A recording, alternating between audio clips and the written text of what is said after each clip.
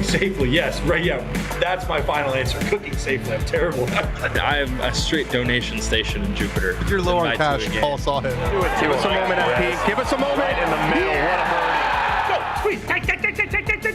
Can we just please stop saying this a moment ago? Subtle signs that you're playing with a stick. A bag? You want me to be intimidated by a fucking bag?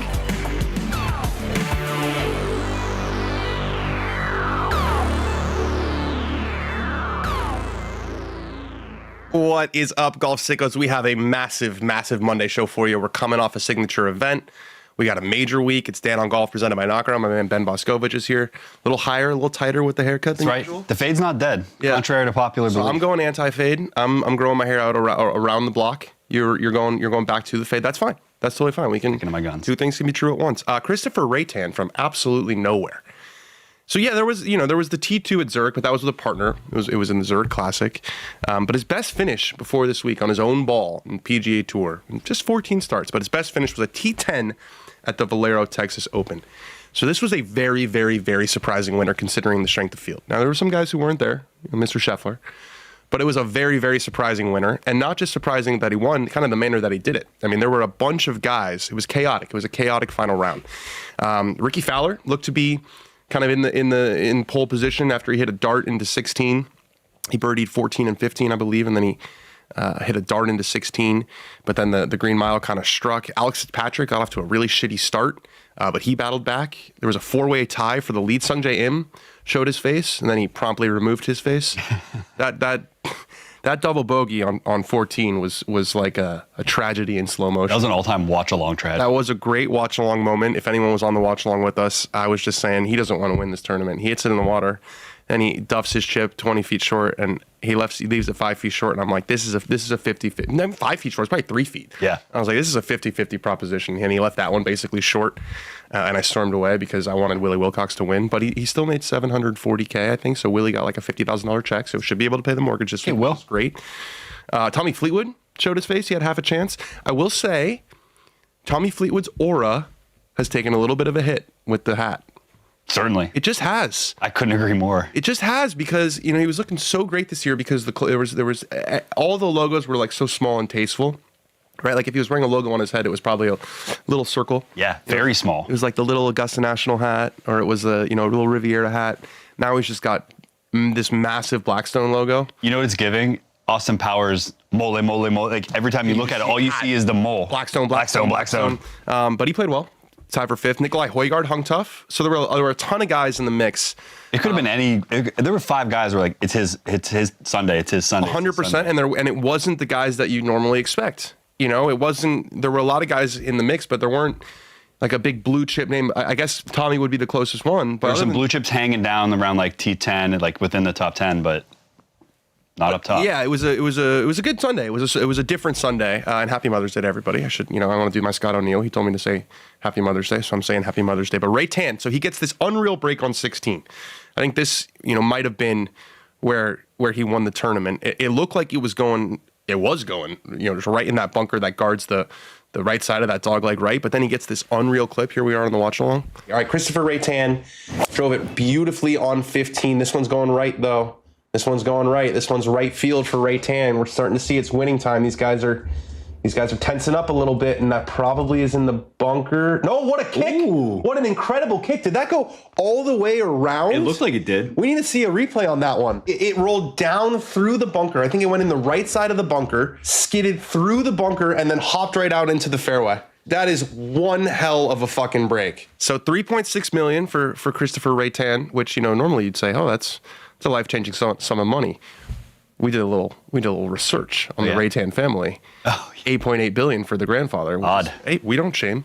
Other people in this state shame. We don't shame a guy with $8.8 billion. Yeah, congrats to that man. Congrats to that man. But always great to make your own. Always great to make a name on your own. And this guy was close to quitting golf a couple years ago. He was thinking about becoming a YouTuber, which is just a crazy sentence that's like a real thing for common thing now. 2026. But I had a chance to catch up with the newest winner on the PGA Tour, Chris Reitan. Here I am. Tell me the pronunciation. I want to hear from the man himself. Kristoffer, not Kristoffer, but you can also call me Chris. I'll go with Chris. I saw a picture of your wedge you have London is red on your wedge, or you did at some point. Is that correct? Yeah. So I'm a fan of another team in red. This says you can't probably see it, but it's MUFC. I'm the real Reds. My question was, did you get to watch the Arsenal game this morning? Because it finished like 20 minutes before your tee time. Yeah. It was weird. I was feeling really nervous in my warm-up, but it was mostly due to the fact that it looked like they weren't going to win. So I was scared, nervous, because I really want them to win the title this year. So, and then suddenly the nerves kind of settled a little bit when I was told that the last goal was indeed ruled out and that we had indeed won that game. So, yeah, still another couple games to go, but I'm remaining optimistic. So let's talk about your last couple holes. Did you? I mean, your tee shot on 16, it looked like it was going straight for the bunker. Gets this sort of incredible break, then you hit in the bunker there. You get up and down, you make that 11-footer up the hill, and then you played 17 and 18 beautifully. What was your emotion like when you saw where it was on 16? How'd you find out it was in the fairway? I mean, I was expecting it to be up against the lip at that point, and yeah, I mean, you need to be lucky sometimes, to pull it off and win. So that felt like it could have been the moment, but I didn't exactly capitalize on it, to be fair. So dumped it straight at the bunker afterwards. But yeah, no, I felt like I played those last couple of holes, 17 and 18, very, very well, and I'm super proud of doing that under that amount of pressure. Yeah, I have to feel like it was different than anything. I mean, yeah, you guys were chasing, but you were chasing when at Zurich, and you had a partner, and I know you've won other tournaments around the world, but this is a big tournament. There's a lot of people around there. How are you able to stay calm? Do you have like a breathing technique you go to? Have you always been kind of a calm guy? No, I mean, externally, I can probably seem calm. I've been told that it looks like I have no emotions, but I have a ton of them, I promise. And yeah, no, I think just the journey I've had the last couple of years has given me some experience, both good and bad. And I know at the end of the day, I can only do what I can do. I mean, I can't do more than I'm capable of. So I'm just trying my best to at least get myself in a headspace where I'm able to produce good golf swings and hit good golf shots. And I feel like I've done a good job of that today. Are you a fan of YouTube golf? Like, how did that idea even pop into your head? I'm very, very neutral when it comes sort of on my perspective of YouTube golf. To be honest, I don't mind it at all, but I don't watch it too much. But yeah, it was just a thought that I was playing around with, and yeah, when I stepped away a little bit from tournament golf, it was more. I was thinking, how can I make this more fun, get some more energy out of it. And YouTube golf kind of came into my mind, just, having some formats and, playing some games with some buddies and making it a little bit more lighthearted, but at the same time putting in some consequences in there for losing your match and stuff. I had a lot of ideas, but yeah, I'm glad I ended up here.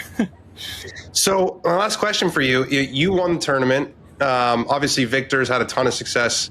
Ludwig's had a ton of success. Nikolai finished second this week. I mean, we've been talking about this sort of Scandinavian invasion coming to the PGA Tour. You take a lot of pride in seeing, kind of that corner of the world excelling on the world stage like you guys are. Yeah, of course. Even if I see a Danish player or a Swedish player win or do well, I'm very, very happy. I mean, we have a lot in common, but I had to give a shout out to Victor as well. He's made us see that it is indeed possible coming from Norway and achieving great things in this game. So yeah, but yes, when Scandinavian golf does well and the sports does well, I'm very, very pleased. Well, you were actually the first one to play from Norway in the U.S. Open. You beat Victor. You yeah, at least I have that on him. You'll always have that on him. Well done, my friend. Congratulations. I think you guys won the title today, so it was kind of a double title for Arsenal and you. I hope so, but I've always I've learned with Arsenal that I can't take the I just you need to see it through, So it's not over I'm not until going it's to over. celebrate too early, but I'm feeling very, very optimistic. So, one of you Gunners. Good stuff, man. See you next week. Gotta feel good going to the PGA. Good stuff. Thanks for the chat. See ya. I think it's interesting that the Scandinavians feel they have a sense of solidarity. Oh, yeah, like even a though they're community. not, even though it's different countries, like Danish. I think the languages are similar.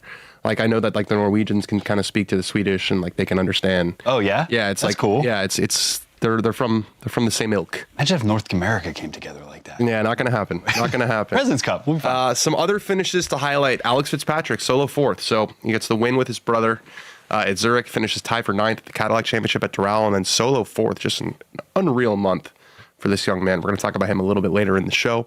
Sungjae, like I said, $740K, so a nice paycheck for our guy Willie. He did not have any interest in winning that tournament.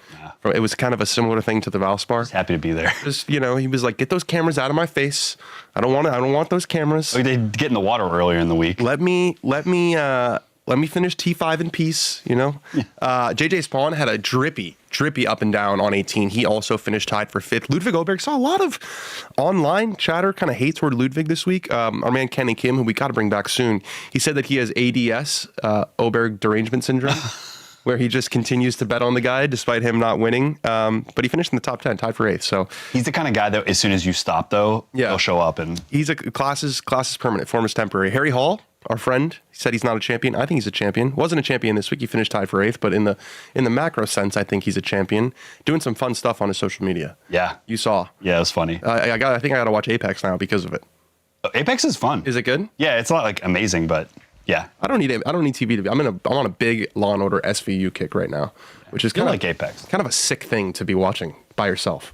Have you watched them? It's a good background, yeah. It's a good background. It's like brutal rape and murder. I mean, what kind of background music do you like? It's not always that, is it? Yeah, it's special victims. Special victims. It's always sex crimes. It's dark. I just like Ice-T. He's not in it. At least not that I'm watching right now.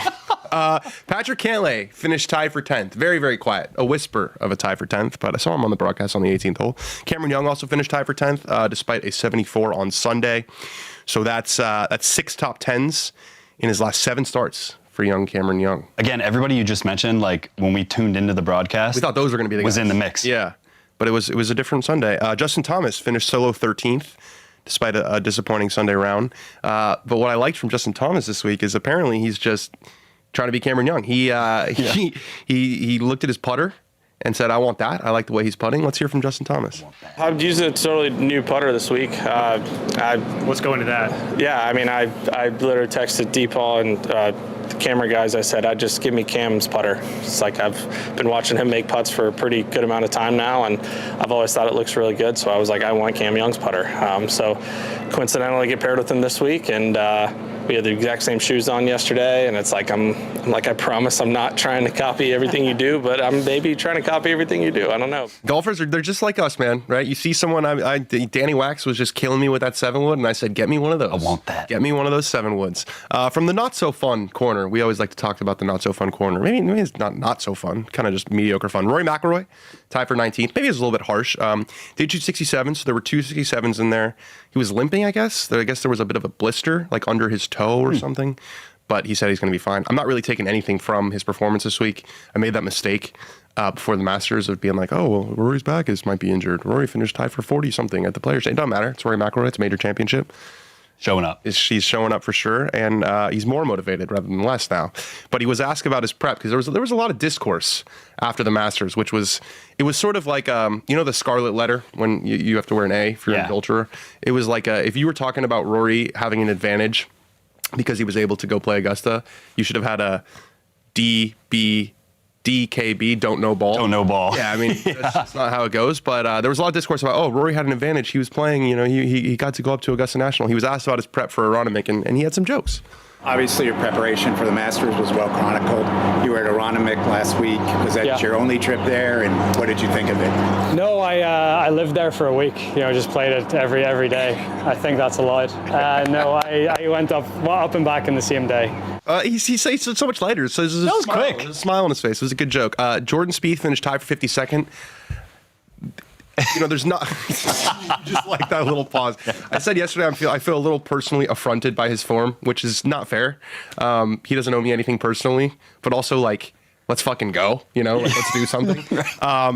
I don't know, he's been chasing the career slam now for like 8 years and just no one talks about it. I mean, everything you just said is like the quintessential Spieth fan experience. Though. Yeah. Like people that have been waiting for like 10 years for this next thing, you just finally felt like that personal attack that they've been feeling. It's been 8 years. No one's talking about it. And with Rory, because he played so well, everyone was talking about it every single time he got to Augusta National. You don't hear it at all from Jordan Spieth, but maybe he'll shoot. There's a chance. Well, there's a chance he shoots 68 on Thursday for sure. There's definitely a chance of that.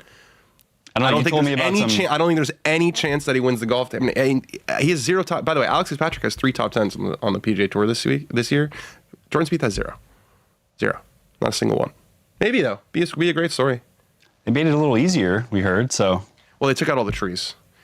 We're in for Screenshot golfer likes that. We're back. Yeah, it's true. We're back to Pennsylvania for a major championship. The last time we were in Pennsylvania for a major championship was Oakmont. They took out all the trees. I believe they did the same thing. Gil Hanse went in there. I get it. Turf conditions. I also get that Philadelphia is a beautiful wooded area. It should remain that way. The trees are not the enemy. Come on, PA. I think it's going to be a really low winning score this week. Yeah, it was like everyone and their mother was like 15 under par when they played at Aronimink in 2018. I'm sure the rough will be up longer, but also like it's still early in the season, man. It's May 11th. Yeah. Things haven't grown in the way that they like. You get that golf course in October when it's firm and there's going to be some rain. I think it's going to be a low score. Yeah. Matt Fitzpatrick finished tied for 52nd. First week back after he skipped Doral. I don't think he's ever been a huge fan of Quail Hollow. His driver cracked on Wednesday. I have a little bit of envy. I would like to crack my driver at some point. I mean, I be good for the ego. You know what I'm saying? Yeah. Like, I feel like it's one of those things that the tour players do. They're like, I've never cracked my driver.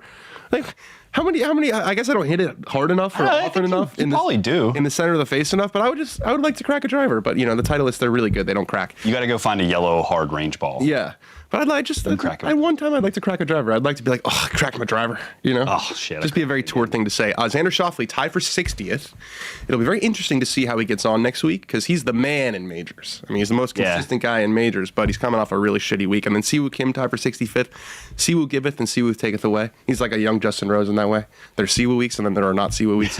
And then Hideki Matsuyama was 11 over par. He beat just one player. So you don't usually see him way down the list. Crazy. It wasn't the only tournament we were watching yesterday. We were also had our eyes on the Myrtle Beach Classic because I thought our guy Mark Hubbard, Team Knockaround, was going to get the W in I think it would have been his 273rd start. Alas, he did not. He had a one-shot lead going into 16. He 3-putted for bogey on 16, par 17, had the chip out on 18, couldn't get up and down. It was a little bit painful to watch. But it gave the win to Brandt Snedeker, 45 years old, and the President's Cup captain, and my man Ben Boscovich caught up with Brandt Snedeker after the round. Here he is. We are joined by the 2026 One Flight Myrtle Beach Classic champion, Brandt Snedeker. Congratulations, Brandt.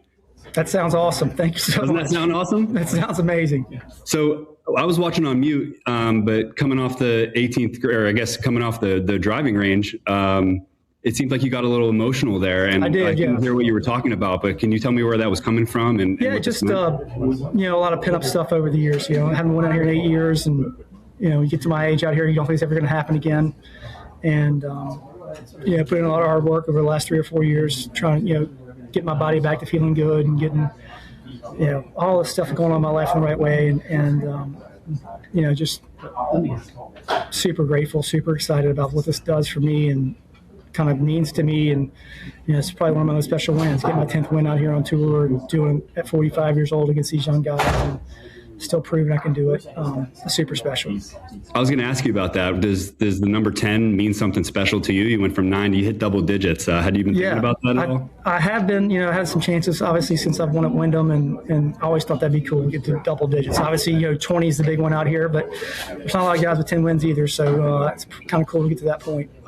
Did it feel a little bit more like your first win than your 10th? It kind of looked like the emotion that we saw out of you was like it looked more like a first-time winner than Brandt Snedeker. It did. It's been so long, and a lot of doubt crept in over the last 7 or 8 years. A lot of doubt of like, can I still do this? Am I still good enough to play with these guys? Can I still win a golf tournament out here? And to battle those demons today and battle all that stuff, super special to me. And I'm gonna give myself a lot of credit for hanging in the way I did. And so, and I think super emotional because my kids were watching at home, and they haven't really seen me win a golf tournament. So they were there a couple times. They're babies; they don't remember it. So to have them watching on TV at home was super special. Wow, that's amazing. On Mother's Day, no less, too. Yes. Now, interestingly enough, it's a President's Cup year, and you happen to be the captain. Kind of shades of the last Ryder Cup season here. The captain's playing well enough that he might have to put himself on the team. Yeah, there's not going to be a problem with that. On this. Yeah, I'm not even on my own radar. Don't worry about it. Not even on your own radar. Not even on my own radar. No. Is there anything you could do to put yourself on your own radar? No.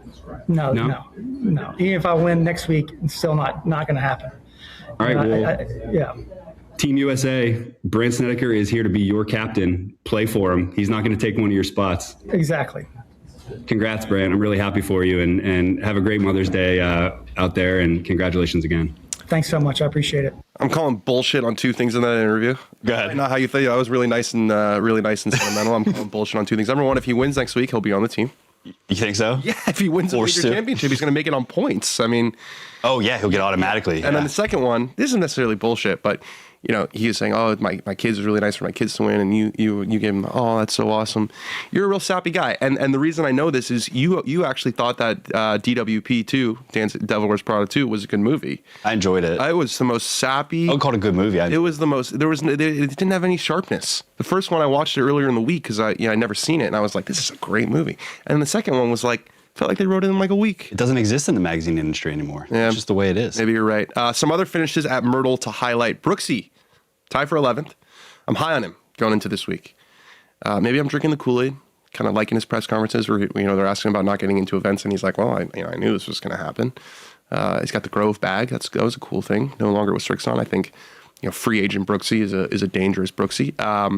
Blades Brown finished in the top 10, so he's doing this weird kind of half PGA Tour, half Korn Ferry Tour schedule. He's made $737,000 so far this year, so I don't think he's missing not going to college too much. Clap it up, our man Neil Shipley.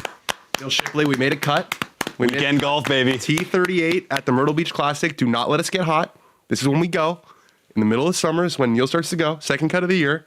Let's go. I hope we have some time to talk to him about it later. We'll catch up with him. A little winter interview for making the cut at the Myrtle Beach Classic. He finished tied for 38th. One shot further back, Ryan Ruffles tied for 45th. So Ryan Ruffles, he was actually tied for the lead for a little bit on Friday. He won the Q. Really, more Grant Horvat lost it, made a double bogey to lose it. But Ryan Ruffles got into the Myrtle Beach Classic from the Q, the qualifier for content creators.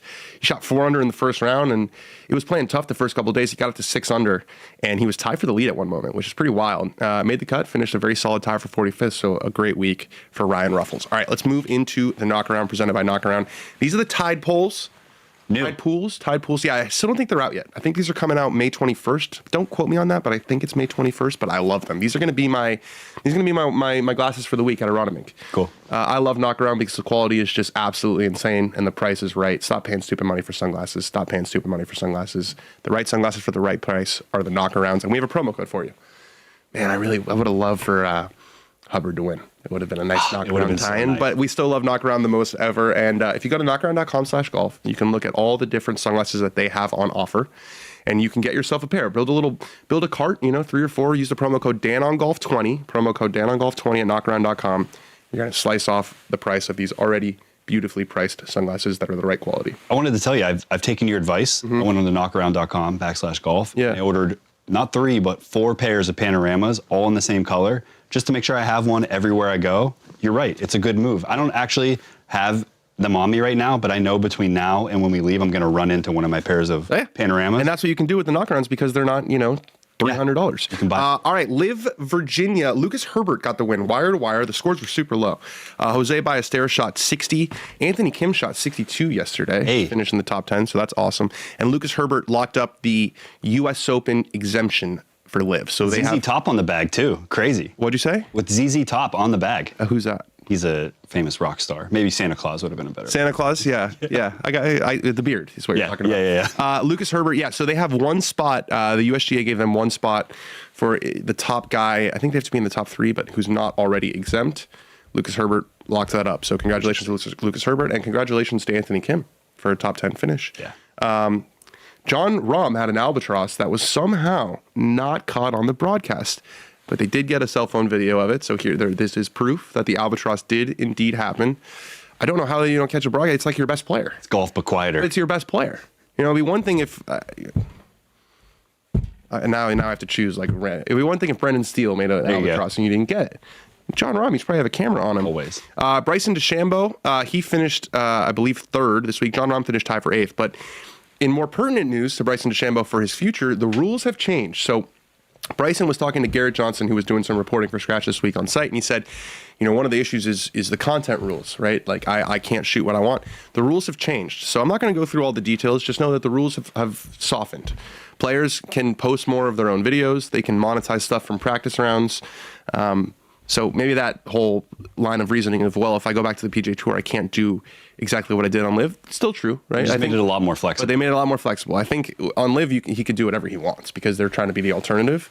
But maybe this will entice Bryson to come back. Who knows? Evan Priest, our guy, we had him co-host a show when we were in Dubai. He reported this. He talked to the people at Live Adelaide. And they said, what matters is what we get, what we pay for. This is the Board of Tourism, the South Australian Premier. And on that score, I don't think there's any doubt about the fact that it's been a massive success for our state. We're not going to pay for anything that doesn't deliver, plain and simple. So that's in their hands. We welcome that, and we'll be at the front of the queue if it stacks up for us. I don't owe Live anything. The people I owe and care about are the people of South Australia, and I'll make my decisions about what's in the best interest for the state writ large. Thus far, it's been a massive success. Whether it is in the future or not will depend on whether or not it stacks up for us, which is interesting because one of the things that Alan has said repeatedly on our show is they have contracts going into the future with these sites, with these boards of tourism, with these, governmental organizations. It sounds like maybe they're not ironclad. I love that statement. Yeah. It's very like local politics. Pegging right off of Live Louisiana situation where like these local entities are being like, you know what? They promised us some stuff. Yeah. And the ball's on our court. We're going to do our thing. This is Liv's not just calling the shots here. We have a seat at the table as well. When we talked about TGL, we've always talked about the SoFi Center. I think, is that the SoFi Center? Yeah, SoFi Center. Yeah. And how there's many different applications for it. I was thinking more like bachelor parties, or like WrestleMania. So there was wrestling at TGL this week. They were throwing guys into bunkers. Okay, that's kind of all I got on that. I saw a guy got thrown into like a side hill, and I was like, oh, is that going to screw things up? No, it's all fake. It's all fake. It's good. It's not fake. It's synthetic. Yeah. LPGA was at Mountain Ridge, which is one of those golf courses in New Jersey that if it was not in New Jersey and it was anywhere else, you'd be like, this is one of the best golf courses in the world. Gino Titico got the win. So a week after, Nelly Corda asserts her dominance, she won in the Chevron.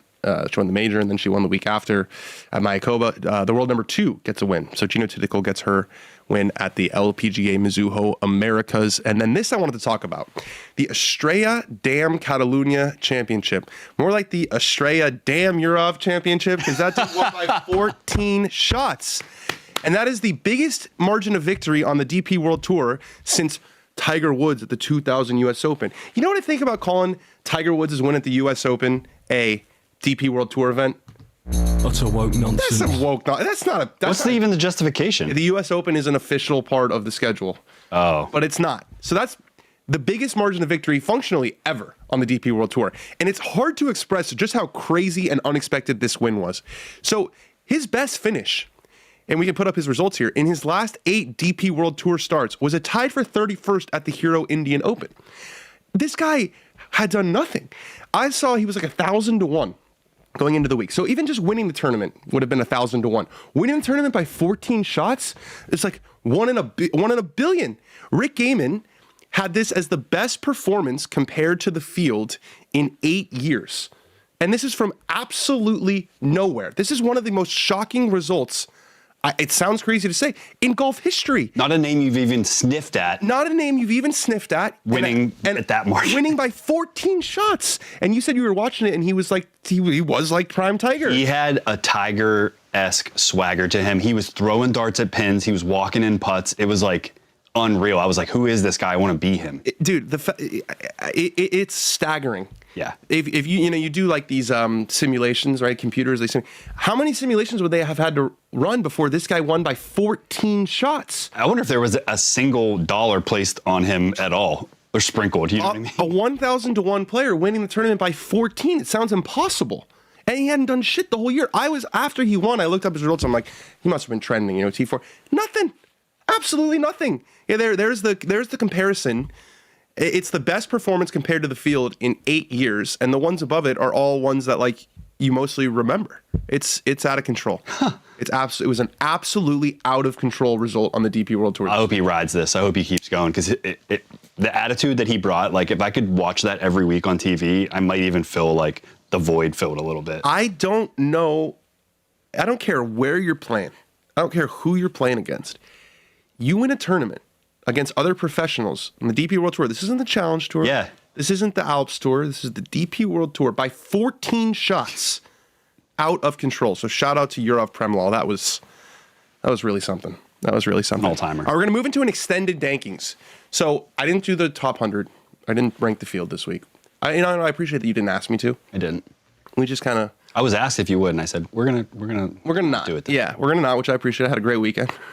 I had a great Friday, Saturday, I should say. Played a little golf myself. Didn't play as well as I wanted, but that's okay. It's not about me. Segment 2, Dankings. So we are going to be ranking the top 25 contenders at the PGA Championship. So we're kind of killing two birds with one stone. Top 25 to win the PGA. Number 25 is Jake Knapp. Now this might be a little bit of a heart over head pick here. He's missed the last 2 signature events with the thumb wrist injury, but I'm just willing this to be true.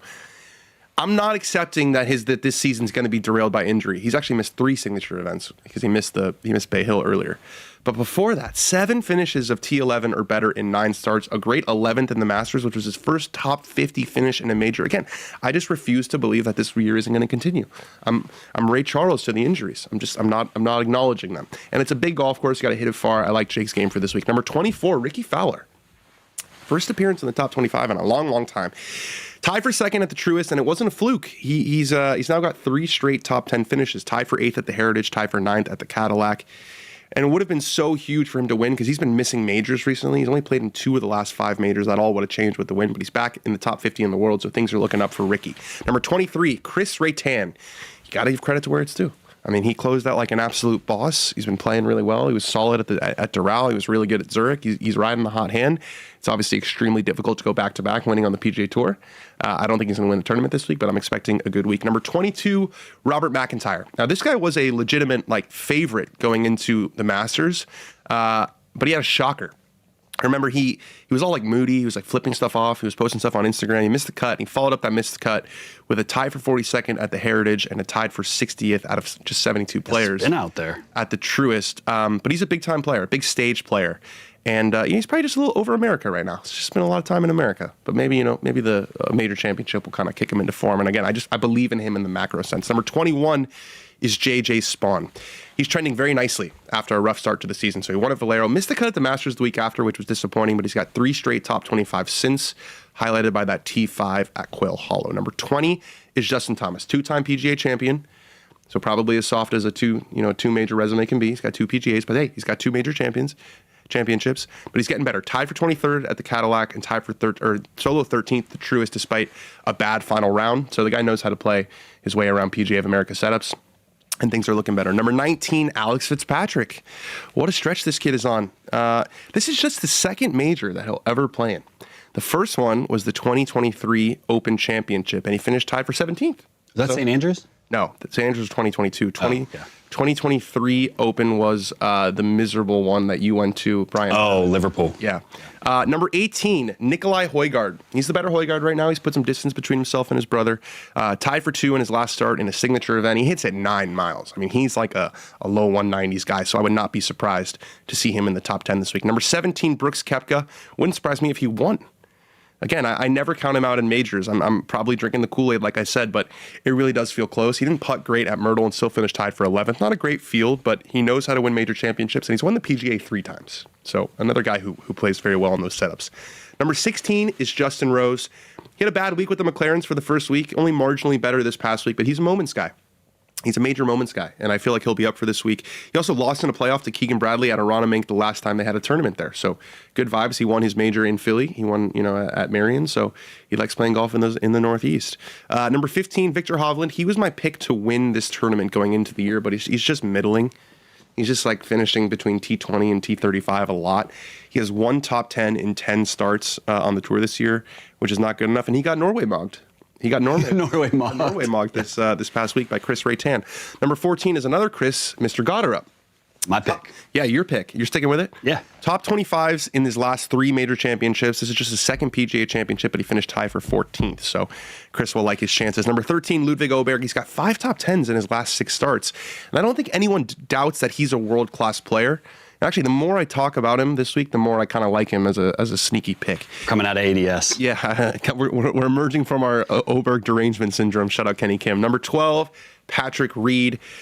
Played a ton on the DP World Tour to start the year, and then not at all between the Masters and the PGA Championship. So I'm a little confused by the scheduling. I guess he's kind of pretty much already locked up his card through the DP World Tour, but he played like Bahrain, Qatar. I mean, he was all over the place, and then he hasn't played at all. He's 37th in the data golf ranking, so I think it's because he's not really played that much, and he hasn't played against good fields. But over the 2 big fields that he has played against, the Dubai Desert Classic, he won the tournament. The Masters, he finished tied for 12th, and he was higher up there before a bad weekend. So, number 11, Colin Morikawa. The health is a big question mark here, but I'm hoping, he decided not to play Quail Hall. You can even see in that picture that he's like not swinging the way that he wants to. But I'm hoping that the week off at Quail Hall, he got to go home. And, I think it's hard to test your body when you're playing tournaments. Hopefully he got to go home to Vegas and really get in the gym and feel like he put some strength back on. Because before he didn't play at Quail Hollow and there was a bad week at Cadillac, he finished tied for 62nd. He was piecing together top 10 after top 10 with a piece together swing. At the Cadillac, it was mostly putting issues. So hopefully that he gets that sorted out. Number 10, Tyrrell Hatton. He's the only LIV player in the top 30 at the Masters, and he was in the top 5. I don't really care how he played at LIV Virginia last week. He's very good in the majors. So the last 3 majors, tied for 4th, tied for 16th, and tied for 3rd. So he's a major championship golfer. Number 9, Tommy Fleetwood. He was in contention on Sunday. We always talk about, it's nice to be in contention, but maybe not win the tournament the week before the major. You check all the boxes. You don't have to deal with, the winner interview with annoying people like me. I just, some of the aura is gone. Some of the aura is gone with the hat. Number 8 is Russell Henley. I'm done overlooking this guy. He's been in the top 10 in each of his last 3 majors. I don't think that he's going to win the tournament, but I can sure as hell see a top 10 finish. I'd be unshocked if he won, honestly. Right. You'd be unshocked, and I wouldn't be shocked at all to see him in the top 10. Kind of an opposite profile for our next guy, number 7, Bryson DeChambeau. He could win the tournament. He could miss the cut. Yeah. Dare we say some extra motivation maybe for Bryson, given LIV is in flux. He's actually sneaky. He missed the cut in 2 of the last 3 majors. He missed the cut at the U.S. Open last year. Finished tied for 10th at the Open, then missed the cut at the Masters. But he was solo second at Valhalla. He loves a PGA Championship setup where he can just tee it up and mash it. And he was 3rd at LIV Virginia, so he's playing solid. Number 6, Xander Schauffele. He had 7 straight finishes of tied 25th or better before just a dog shit United week at the Truist. But again, T18 or better in 15 of 16 majors. He's the best bet in sports, in golf at least. Xander to finish top 10 in the major. I'm fascinated to see how he goes this week. Number 5, Matt Fitzpatrick. Pretty poor week last week at Quail Hollow. He said that he didn't make a single thing, but he's the only guy with 3 wins on the PGA Tour this year. I guess 2.5. If you want to give Alex some credit. And solo second at the Players. Tied for 8th at Quail Hollow last year in the PGA, and he had a chance to win the 2022 PGA at Southern Hills. Though I should mention that he missed the cut in 2023 and 2024. He's a guy who's going to want to play harder, not easier. And again, I'm just jealous that he cracked a driver. I think that'd be kind of fun to do. Number 4 is John Rahm. Another guy who I feel like the motivation's high, and he keeps eating on LIV. I mean, this guy just keep getting that money while it cashes. He finished tied for 8th this week, just $457,000, just ho-hum. There's just no justification. That's still okay, despite all the turmoil at your company, if you're still bringing that home. $457,000 to finish T8 in LIV Virginia. So he won in Mexico the week after the Masters, but he was T38 at the Masters. He was T34 at the Open last year. It's time to show us your stuff a little bit. And you know what strengthens your bargaining for getting back? Maybe a little win, a W. Get the W. Things will change. They always do. Number 3, Rory McIlroy. I am not at all concerned by the tie for 19th or the blister. Again, I made that mistake earlier with Rory, but this is a major, and I love his comportment right now. I feel like he's more motivated rather than less motivated. After last year, after the Masters, he was like sleepwalking through the majors the rest of the year. So Rory's number 3. Number 2, you're going to be surprised. Number 2 is Scottie Scheffler. I am surprised. 3 straight solo seconds. $6.5 million across those 3 solo seconds. But listen to this. In the last 9 majors, yeah, that's why I said last 9 majors. In the last 9 majors, he's been tied for 8th or better 8 times with 3 wins. So he's not just Scotty in the normal events. He's been Scotty in the majors too. And could he get to 5 this week and then set up an opportunity at the U.S. Open to get to 6 to even Rory McIlroy and complete the career Grand Slam at Shinnecock on his 30th birthday? Very much a possibility. Number 1 is Cameron Young. It's a little boring if I'm just have Scotty number 1 every major. He's the guy right now. I locked this in before the final round at Truist where he shot 74, but still a top 10. And I always said, not winning the week before a major, but still, being in contention is kind of the perfect outcome. He's T10 or better in 6 of his last 7, and 2 huge wins in the state of Florida.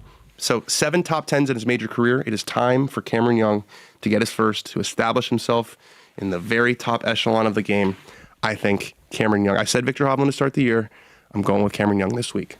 I like that there's some parity at the top with Scotty kind of out of the front runner race. Well, he just hasn't been winning as much as we'd have expected. But there's a lot of people that can have like really consequential 2026s, like between Fitzpatrick brothers and Cam. Like Rory could get to 7. Rory could get to 7. Cam wins the PGA or wins a major this year. He's got the Players and the major in the same year. Like hard to argue with Player of the Year there. For sure.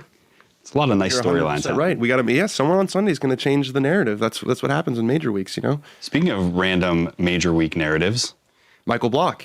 Not random. 5 in a row. He's now played this. Not anymore. This will be his 5th PGA Championship in a row. Michael Block, he shot a very nice 69 at Bandon Dunes to get into the field, his 5th consecutive PGA start. He's become a little bit of a controversial figure. I've certainly said some things in the past about Michael Block. I'm back in. I like characters in our game. I think we need more, not less. But I had a nice chat with Michael Block. Enjoy. Block, 5 in a row, dude. 5 in a row. I wanted to ask you I feel like, I don't know this. I know you've been an accomplished player for a long time, but 5 in a row, I feel like you're playing the best golf of your life, like in your late 40s. How have you been able to have this like late peak? I honestly have no idea. I think just life's in a really good spot. I'm not chasing really distance anymore. I know who I am as a person and as a golfer, and I'm fortunate enough to be having it happen now when my boys are at ages where they can see it and we can play together, and I can have my boys on my bag when I go play in tournaments, which I'm going to do again this week at Aronimink, and it's a special time for me, and I'm very lucky to have it. How was it playing a tournament at Bandon and Pac Dunes? It's a pretty special place. I'll tell you what, it's going to be hard to ever beat that venue for the PGA Professional Championship. When that came out and when that was announced a couple years back, I was blown away. And the fact that Mike Kaiser basically said thank you to all the PGA professionals that have brought members out to Bandon is why he did it. And I think he basically told the PGA of America, you guys can pick the courses, whichever courses you want. And it was a very special week. And I knew I was going to have my boy Tony Schuster, the local legend, caddy there on the bay. Dude, he is a legend. Every time, I posted about you making it and stuff, and like without fail on Twitter, on TikTok, everyone was like, Schuster. Who? Tell me about Schuster.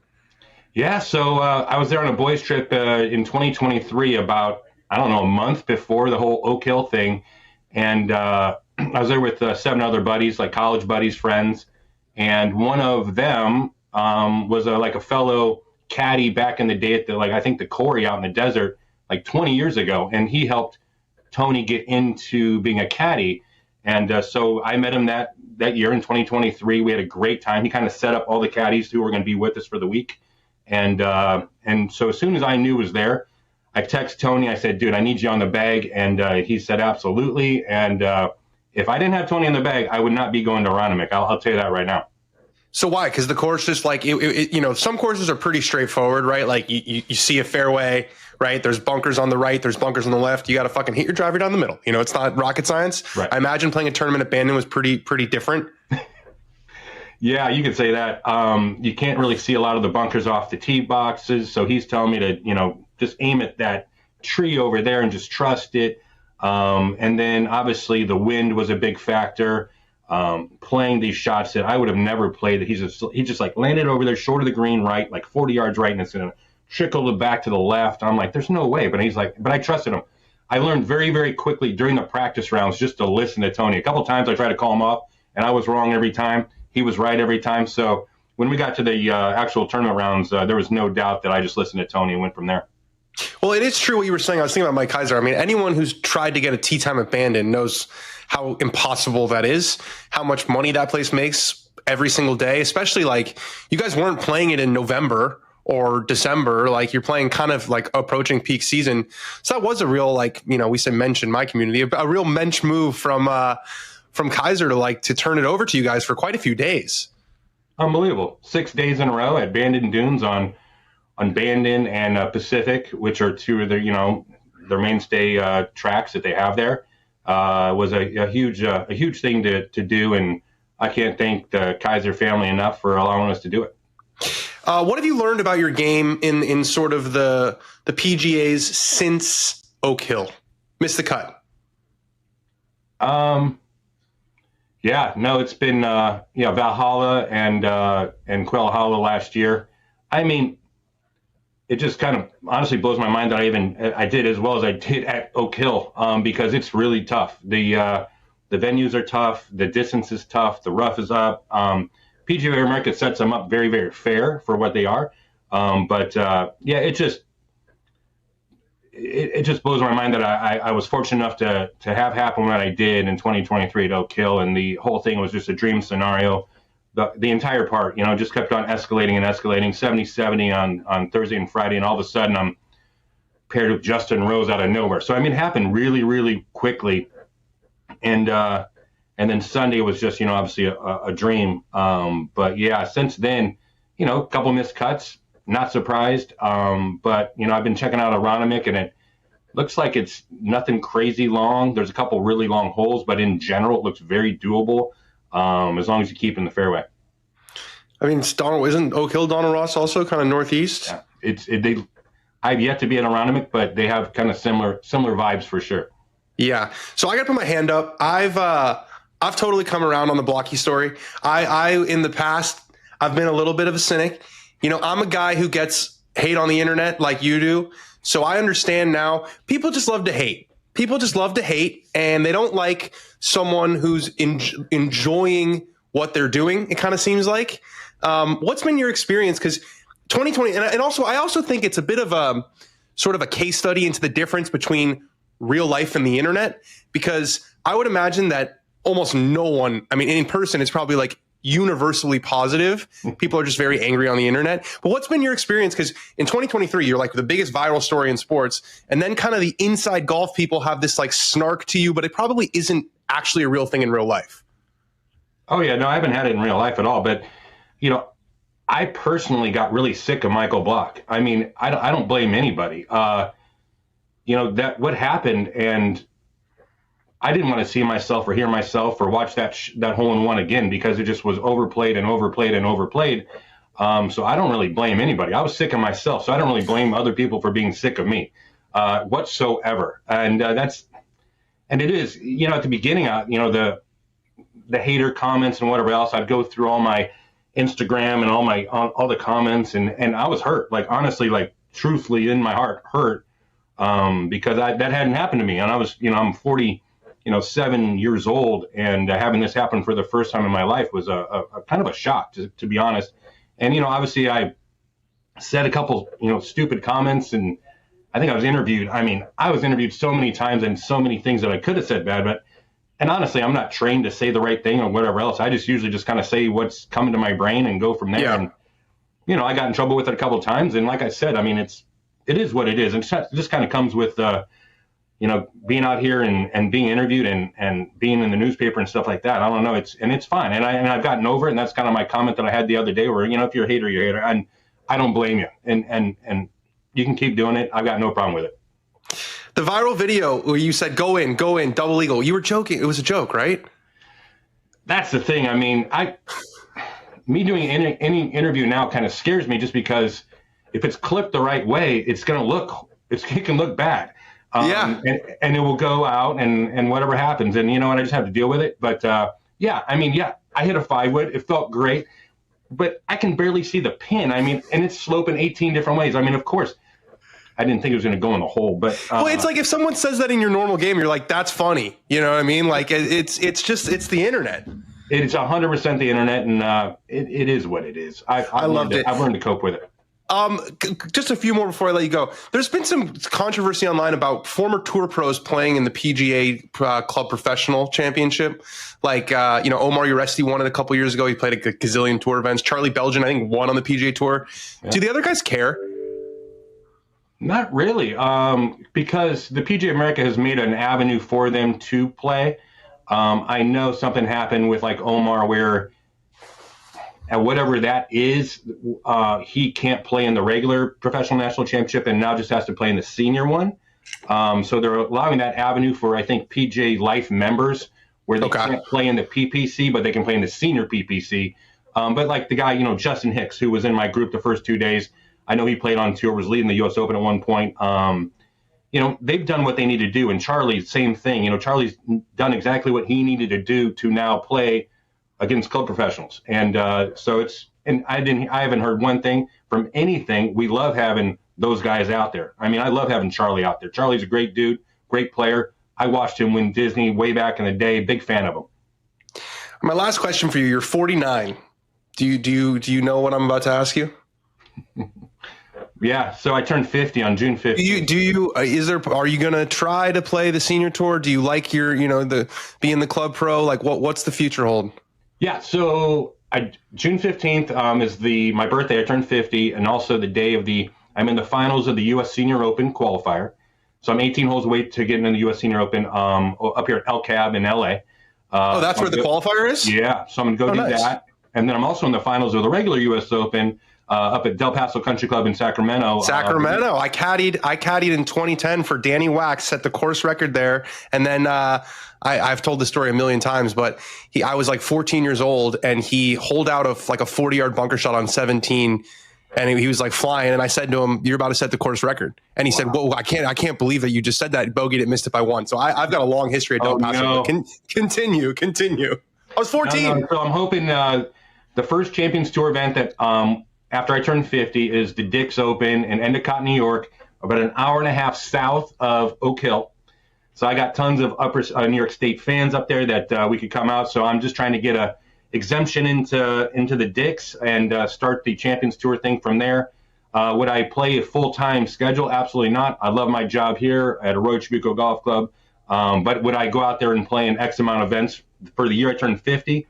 Yes, as many events as I can get into for the year 50, I will do. I've already talked to my wife and my family. But at this point, I'm just going to go one by one. Next week, PGA, and then hopefully I get to one of those U.S. Opens, whether it's the regular one or the senior one. I'd rather play in the senior one personally, but whatever. I already played. Where is the senior open this year? Scioto in Columbus. Oh, in Ohio. Yeah. Sick. Yeah, the seniors, you guys get to go to some cool venues because distance is not as much of like a concern. So it's like, it doesn't have to be 7,700 yards, even though Scioto might be. But I haven't seen that host a normal tour event. No. Yeah, I'm extremely excited to turn 50 years old. Yeah, that's good stuff. All right, man, I appreciate it. Thanks for joining the show. And good luck. Thanks, Dan. Appreciate you. Good stuff. Really good chat. Yeah, he's done some reflection, I'm glad that another person who wouldn't have dealt with the online stuff as well as he had would have answered that question as, I don't want to be in the limelight anymore. I'm not going to try to play on Champions Tour. I don't want to try to qualify. Like, you gotta live your life. He's letting himself be himself. And he's like, no, this is fun. Yeah. What an opportunity to have the chance to do that stuff. And all those commenters would trade places with him. Unreal. Fucking heartbeat. I would love to spend a day with Blocky. He seems like the kind of guy that you could have good conversations with. Absolutely. I think that's part of the reason why he became as famous or as big of a story is because he wasn't just like flat. There's relatability there, yeah. All right, so it's a major week, which means we have a lot of picks to make. Oh, yeah. We have a lot of picks to make. I believe that our man Rick Gehman is currently traveling. Correct. Headed to the PGA Championship up there in Philly. We're going to be getting on a plane in about 4 hours.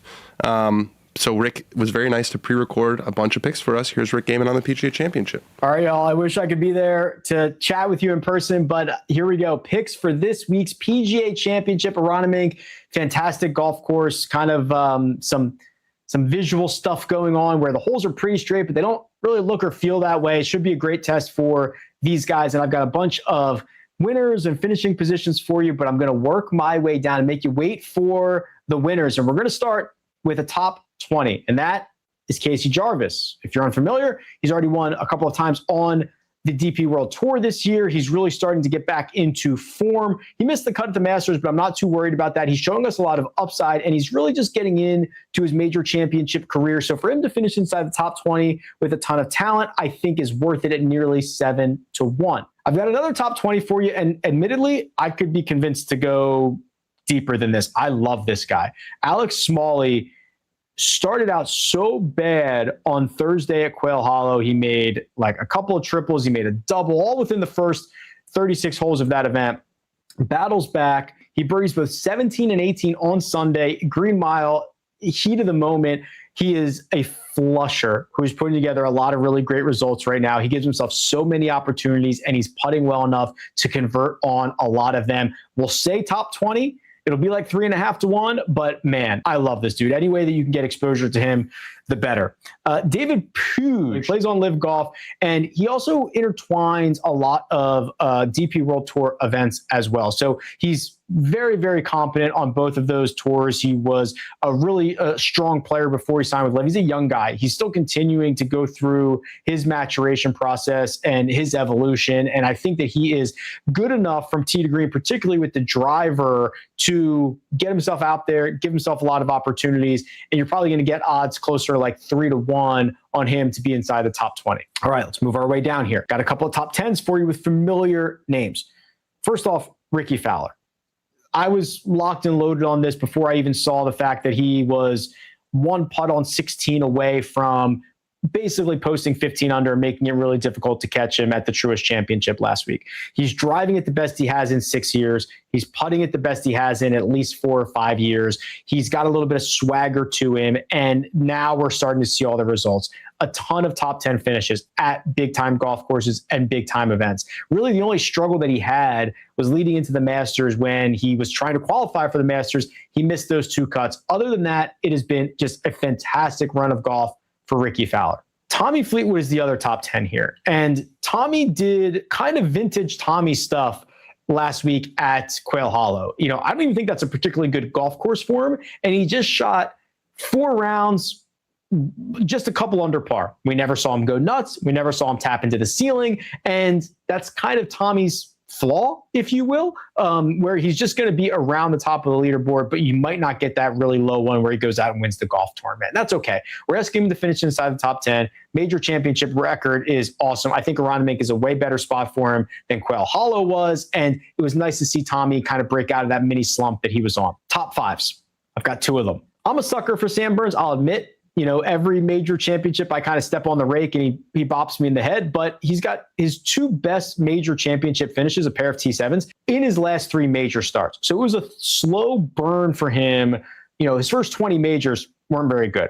Starting to put it together. Didn't play well outside of Sunday last week.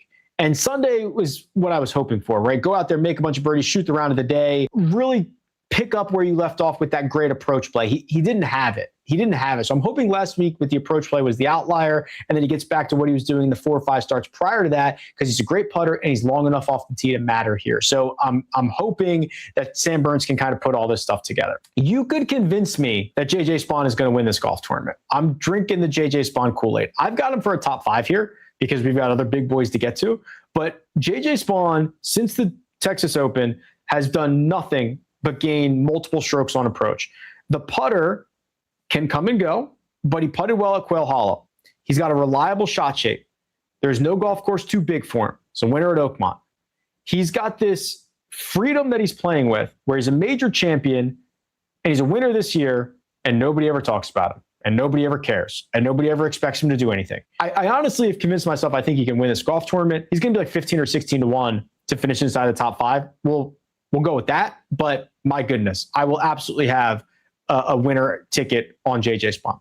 Winners for this week, and I've got 3 of them for you. This is the first time that I could find in a long time where there are 8 guys who are 20-1 or shorter. The vast majority of the win equity is at the top of this board. Ludwig Oberg, 20-1. I saw exactly what I needed to see last week. Top 10 off the tee, top 10 on approach. There is such a good pathway to him getting to the top of the board here. This is major championship number 10 for Ludwig. His game is going to play so much better here at a Aronimink, or maybe at a US Open setup, or maybe at a different PGA Championship setup. I've seen enough. I know the choking. I'll say it. At the Players, I know it happened. But zoom out, a bunch of top 5 finishes at really, really difficult golf courses, and I've seen enough for Ludwig. Cameron Young. I joke a lot about me being contractually obligated to pick Cam Young, but the guy's made like $12 million this year, and it's working out pretty well. What he did on Saturday at Quail Hollow is exactly what he's capable of doing to any golf course in the world. It looks like he's playing a video game. He's long off the tee. He's going to throw a dart, and if he doesn't throw a dart, he's probably going to hoop some putt from 25 feet, or he's going to chip in. It's incredible the runs that he can go on. I don't know what happened Sunday at Quail Hollow. He lost like 5.5 strokes putting, one of the worst putting rounds of his career. I would imagine that gets cleaned up very, very quickly. He's got a sound fundamentals with his alignment. He is also, in the last 4 years, one of the best players in majors who has not won a major championship. And he's playing better now than he's ever played before, leading into any of those. So yeah, makes sense. Speaking of the last 4 years, major championship or not, has run through Scotty Scheffler, and I think this week is no different. I'm brave, right, going to the top of the board. But there are some question marks about Rory and Xander, and heck, throw Ludwig and Cam Young in there too, right? Who knows? There are no question marks about Scotty Scheffler. Since 2022, there's been 17 major championships. He's finished inside the top 10 75% of the time. He's won a quarter of them. I don't know if he's going to win this one, but I'm very confident that he's going to be in the mix, which is really all you can ask for. There's win luck. There's things that happen. 75% of major championships he's been inside the top 10 since 2022. It's an unfathomable rate, head and shoulders above everybody else in the world. He's inside the top 5 half the times, and he's just going to tee to green this place to death, and he's going to be in the mix. He's the most patient golfer. He's the smartest golfer. He's the best golfer we have. And I think it's a really, really likely scenario that he wins the PGA Championship. All right, y'all. Much appreciated. Chat soon. Be good. We also, first of all, we're chasing plus money this week. I saw there's a lot of plus signs up there, which I like. There's a lot of guys I'm going to be starred on my leaderboard. Alex Smalley, I'm ready to jump. I always like Rick's card. I'm ready to just ride Alex Smalley all week. We also have a poly market pick for you. Let's run that. Oh wait, before we do it, not only do we have a poly market pick for you, we got a code for you. It's a great week to hop into the trading game with the PGA Championship. You know, all the guys are back together. The PGA Tour players, the Live players, are all playing in the PGA Championship. And if you use the promo code DOG20, you get a free $20. Just a free $20. It's like me handing you a $20. You can put it into Poly Market, trade for the whole week. Here's our Poly Market pick with Rick Gehman. This week's Poly Market pick is going to be a very familiar name, especially at PGA Championships, and it's Brooks Koepka. After missing out on a couple signature events, he goes to Myrtle Beach and he puts up everything I need to see. He drove it beautifully. He hit it even better on his approaches. Long, middle, short, didn't matter. Brooks Koepka was dialed. The putter, that's been a problem this year, well, yeah, that's still a problem. But there's nobody else in this field that has had the success at PGA Championships or major championships like Brooks Koepka has. There's a reason why he's been trending in the right direction and why he thrives in these types of setups. And the thing I like about him most for a poly market situation is he's a very public golfer. And he's going to be a very popular golfer. So the trading volume on Koepka, I mean, it's going to be there. If you want to get in, you want to get out, there's going to be somebody to take your side of it. And I think that there's going to be some quick movements because of that, right? People are going to get excited if he gets off to a hot start, or might be able to, want to buy low on him thinking he's going to make some heroic comeback. I think he's just a really interesting market play because of his popularity. And of course, he's timing this great play right just before the PGA Championship. Rick and I are simpatico. We see a lot of the same stuff coming this week. We're about to see if you and I are simpatico. Yeah. With this dog race. Oh, this is a fun one. Okay. Been a lot of pathway back talk lately, huh? But I've decided to take on the role of Benny Rollap, and I'm making a Benny rule. Rollap. I'm making a rule. I'm going to give you a chance to let one live team back. Team. No questions asked. Okay. But they're the only team allowed back for the rest of the time. Okay. All right. So somebody loses in this dog race, they're never coming back. Okay, it's a weighty choice. All right, let's see it. John Rahm said the team matters. Team matters. We're gonna. It's not about me. Yeah. All right. The first matchup is OKGC, Taylor Gooch, Harold Varner, Graham McDowell, Jason Kokrak, against the Range Goats, Bubba Watson, Peter Uihlein, Matthew Wolff, and Ben Campbell. Remember, the four that don't win. I'm going with the Range Goats. Oh, yeah, interesting choice. Yeah, I like Bubba, and Matt Wolff. I feel like has been forgotten. I've seen him pop up on a few leaderboards. I loved his golf swing. I'd like to see that move. Kind of liked his attitude. Yeah, of those names, that's the one I want back most. So I'm going with the Range Goats. And there was a stat I saw recently that was like about strokes gained or something like that, and it was like one guy they were talking about. Bubba held like the strokes gain record at all these other courses. Maybe he's got a second wind in him. Maybe he does. All Travelers, right. He loves it there. He loves it at Riviera. All right, next we got Bubba and his squad against the most stylish team in Live Golf, the Cleeks Golf Club. Martin Keimer, Richard Blandy, Adrian Moronk, Victor Perez. I'm going with the Range Goats. Unlike you, I don't really care that much what it looks like out there. Facts. I do care a little bit, but not as much as you. They're dressed great. They dress great. That's not me saying they don't dress great. They dress great, but I'm sticking with the Range Goats. You've set up a matchup of the Goats against the Guards, Southern Guards. Louis Oosthuizen, sweet swinging Louis. Yeah. Charles Schwartzel, Masters winner. Brandon Grace and Dean Burmester. It's the South African contingent. Let's bring the South Africans back. Okay. Let's bring the South Africans back. We got some major winners in there. We got Mean Dean, which is just a great, I don't even know he's mean, but his nickname is Mean Dean Burmester. Mean Dean's awesome. Yeah, maybe we bring South Africa back there, and maybe we get, a signature event in South Africa. I'm going with the South Africans. All right, sweet swinging Louis. He's on his way back, unless the Fireballs have something to do with it. That's Sergio, Piss Boy, David Puig, and Luis Massiview. I'm going with the Fireballs. Okay. I'm going with Ballesteros, a really good young player. Sergio turned back the clock this week. He finished second.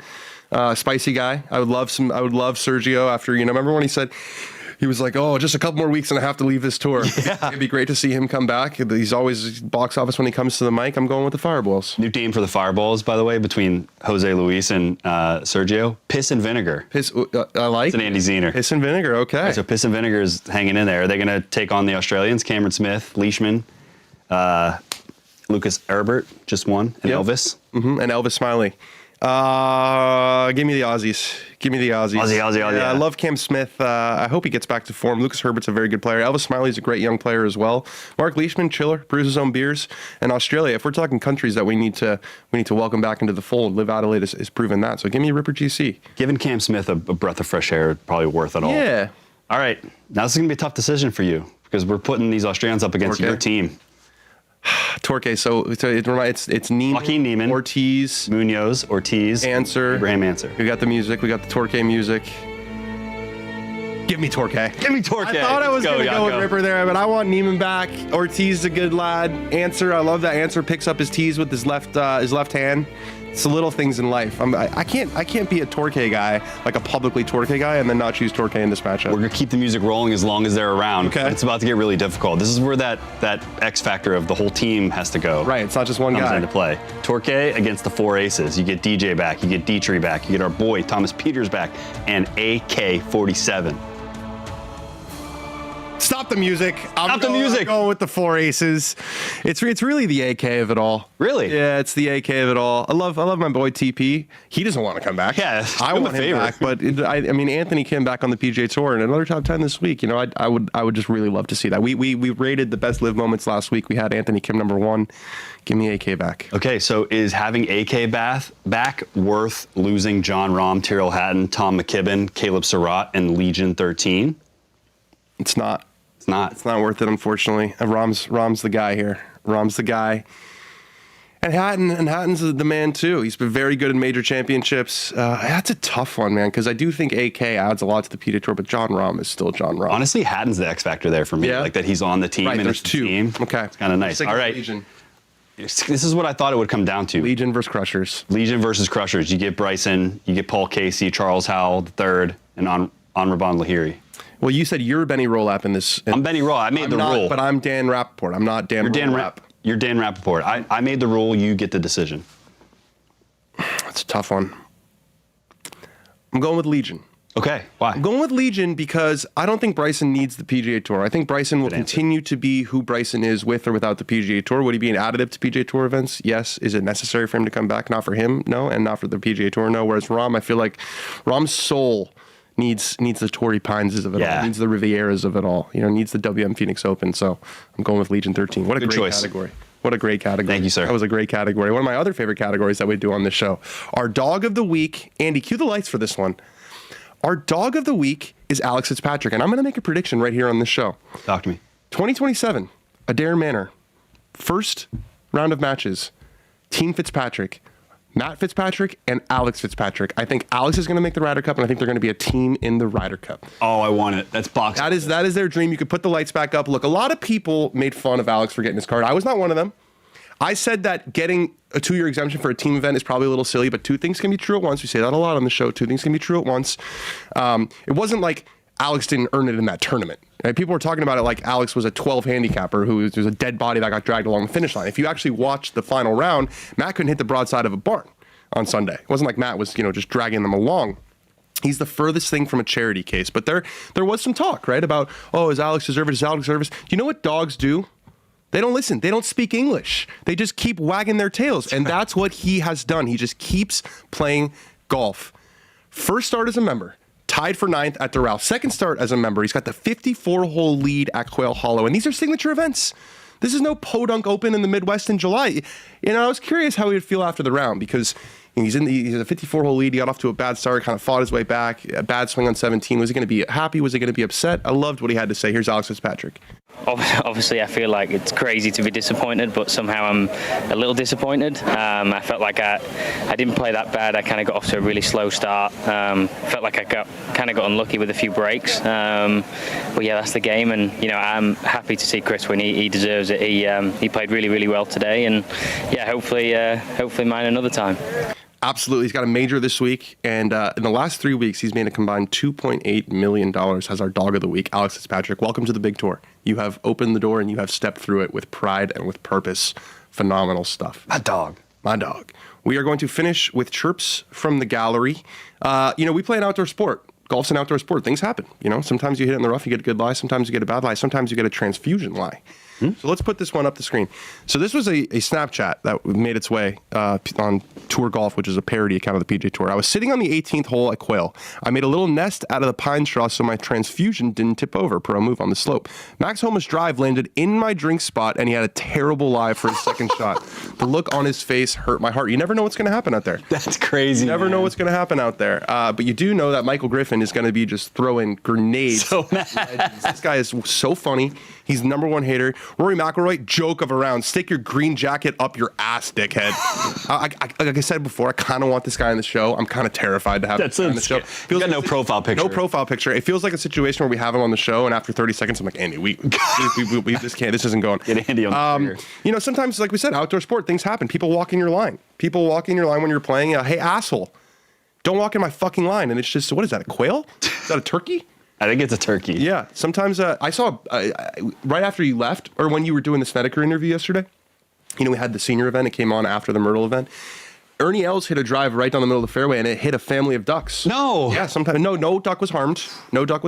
But, outdoor sport. You never know what's going to happen. Right. Golfers are not responsible for windows. I think that's a rule. So we saw this from Drew Garrison. A picture. You are 150 yards from center of green. You are 175 yards from a $200 glass window. Choose your club carefully. You know what this reminded me of? When I was in college back in Evanston, Illinois, we lived next to a house. A family house, and they would complain all the time about us playing music. I said, you live next to a college town, right? This is why you paid less for your real estate. It's the same thing with the houses. I've said the same thing to an adult that lived in State College, PA. I said, why do you live here? If you're gonna get cranky about dudes drinking beers on a Friday at 9:45, this is my town. This is my town. Yeah, sorry your wife's a professor now. Yeah, that's not my problem. I actually don't know the legality, but I feel like you're not liable. It's like, things happen. The golf course has. There's an asterisk on the Wanamaker. I think we all, with Taylor Gooch, we said there was an asterisk. He said there's an asterisk before he completes a career Grand Slam. David Gordon said, they're saying next week's winner is going to have an asterisk next to his name on the Wanamaker trophy because Yurov Premlal is not in the field.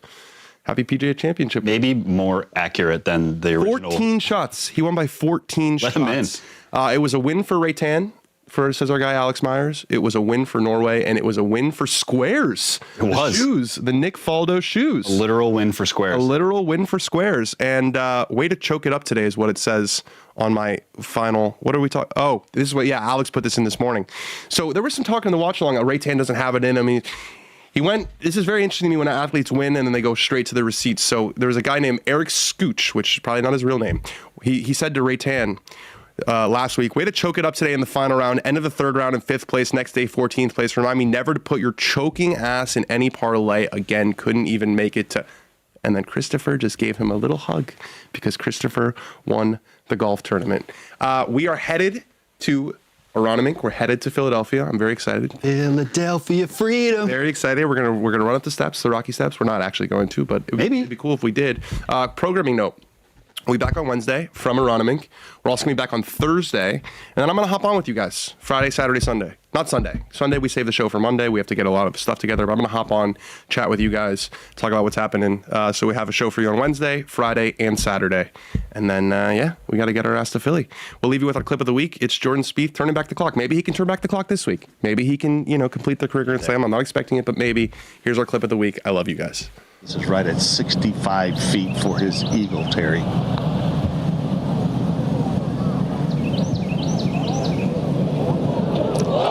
I know that, Jordan Spieth. I've seen that before. Go get that.